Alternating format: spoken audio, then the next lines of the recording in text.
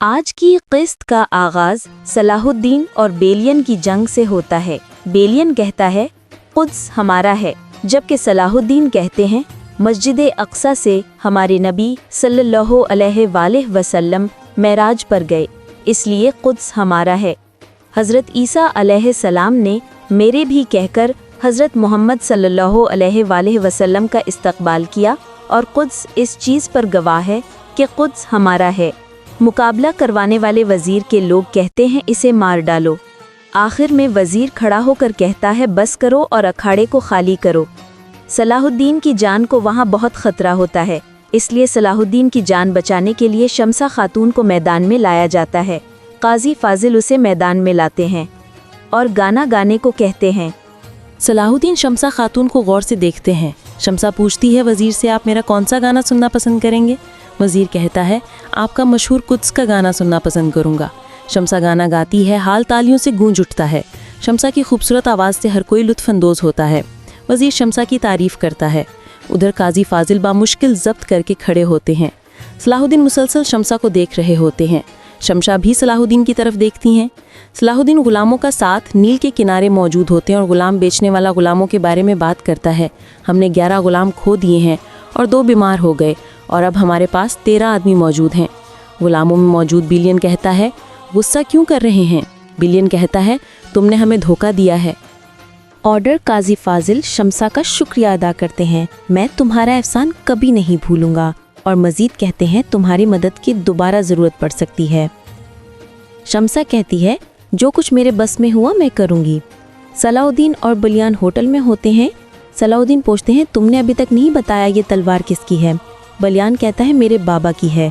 फिर सलाहुद्दीन पूछते हैं अगर तुम इसके इतने ही वफादार हो तो तुमने अपनी ज़मीन क्यों छोड़ी है? बलियान होशियारी से जवाब देता है जिस रास्ते को मैं दुरुस्त समझता हूँ उस पर चलता हूँ। सलाहुद्दीन पूछते हैं जिस शख्स को तुमने मारा वो कौन था? बलियान कुछ छुपाते हुए कहता है कोई दोस्त था।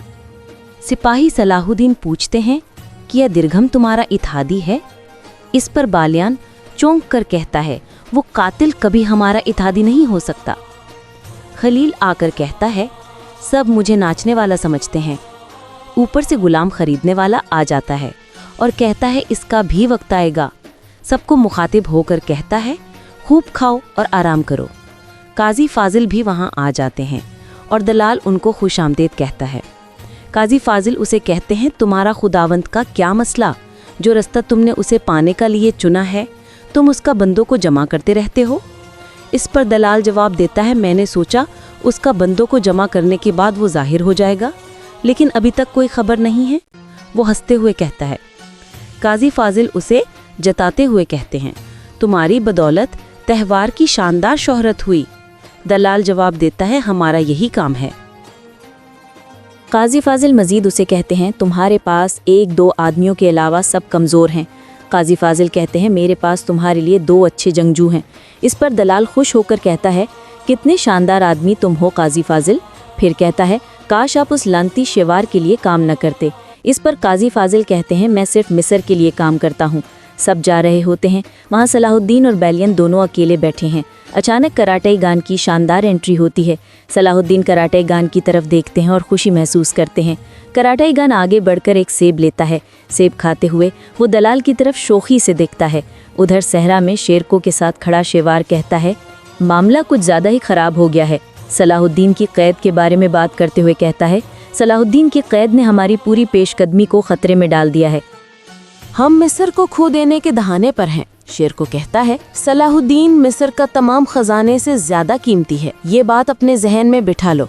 फिर एक खत काजी फाजिल की तरफ से मिलता है। खत में लिखा होता है उन्होंने सलाहुद्दीन को ढूंढ लिया है। वो जंगजू कैदियों में शामिल था, वो उसे वहाँ से नहीं बचा सके। शेर को खत ला लेता है और तहरीर खुद पढ़ता है। शिवर कहता है सब कुछ वैसा ही है जैसा हमने बात की थी। फिर वो दरगम वजीर के बारे में बात करते हैं। जब दरगम महल से बाहर हो सब कुछ होना चाहिए। अगर दरगम महल के अंदर चला गया और वहाँ से दिफा शुरू कर दिया और अगर ये फौज जिसकी कोई हालत नहीं आकर हमें 2 आगों के दरमियान छोड़ देती है तो सब चीजें तहस बहस हो जाएंगी। वापस होटल में कराटेगान को दलाल चुनने की कोशिश करता है तो कराटेगान झिड़क कर कहता है बस बहुत हो गया, तुम मुझे छूते जा रहे हो, क्या ढूंढ रहे हो?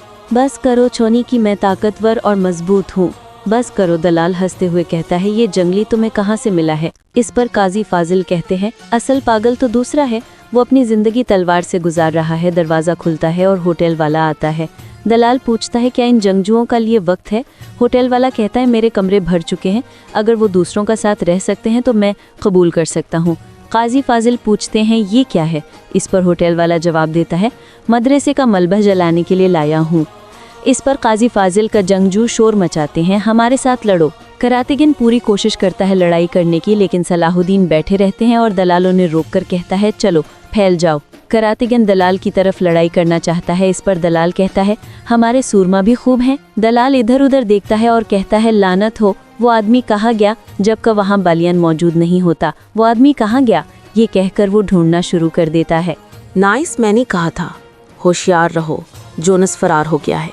अपने आदमी इकट्ठे करो और उसका पीछे जाओ फौरन। मैं कैसे अहमकों का साथ काम कर रहा हूँ।